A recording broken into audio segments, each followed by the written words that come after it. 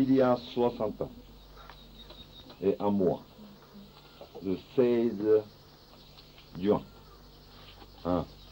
J'étais un petit garçon de 10 ans avec mes soeurs et frères. Nous avons été appelés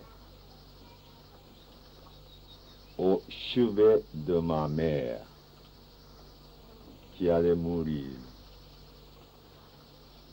Ah. Elle était malade depuis 6 mois. Elle se soignait tout seul. Elle a commencé des études de la médecine occidentale et à l'âge de 25 ans. Elle n'a jamais été à l'école depuis petite enfance. Tout ce qu'elle connaît, c'est nager. Hein? Et elle était grand nageur. Hein? Il y a 80 ans environ, un jour, la grande tempête, grande... Raz-de-marée. Comment c'est ça? Raz-de-marée a monté l'extrémité du Japon au sud. Alors, une ville qui s'appelle Singu a été complètement ravagée et transportée dans la mer. Non, la plus grande. Alors, ma mère avait 17 ans à cette époque-là. Alors, elle voyait sur une colline l'eau qui danse, qui monte, qui transporte tout. Alors, un jeune homme s'évade avec un petit bateau. Mais ça danse comme ça, et tombé, bouleversé. Alors, le jeune homme est jeté dans l'eau, mais heureusement, il a saisi le bateau. Mais comme ça, se noyer. Alors, cette jeune fille, tout à fait étrangère, précipite, se plonge dans l'eau, et il nage très courageusement, et il a pêché ce jeune homme. C'était mon père. Après 3 ans, ils sont mariés. Mais cette mère, sauveur de mon père, a été abandonnée à l'âge de 25 ans, en laissant 4 enfants. Alors, elle devait gagner la vie. Elle était très attirée par la civilisation occidentale, matérialiste, technicienne. Alors, elle a décidé d'étudier la médecine pour oublier sa tristesse, abandonnée par son mari aimé péché. Alors, elle a fini ses études et elle a commencé d'être infirmière et sage-femme. Mais elle profite de cette occasion pour sauver des pauvres femmes seulement, et gracieusement. Alors Dieu béni, je n'ai jamais vu ma mère chez nous.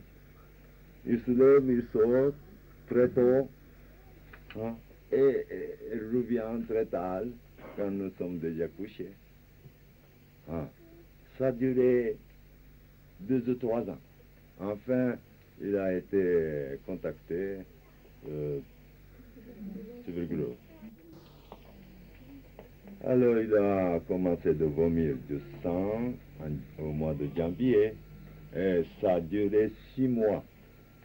À la fin, jusqu'à la fin, c'était elle. Chaque matin, elle transporte un petit pot dans lequel elle a craché du sang, etc. toute la nuit.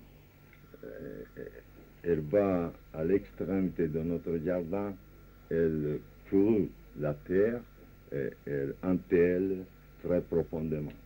Chaque matin, chaque matin. Elle n'a dit rien. Elle n'a jamais parlé de sa tristesse d'être abandonnée de son mari et puis d'avoir tant de difficultés physiologiques et financières. Elle doit nous nourrir, mais elle ne peut pas, étant malade. Mais elle n'a jamais se plaigné. Elle n'a jamais parlé de soi, de elle-même. Jamais, jamais, jamais. Et elle n'a jamais pleuré. Jamais. Dans la profondeur de cette tristesse. Jamais. Pendant 6 mois, nous avons vu qu'elle vivait tranquillement. Tranquillement.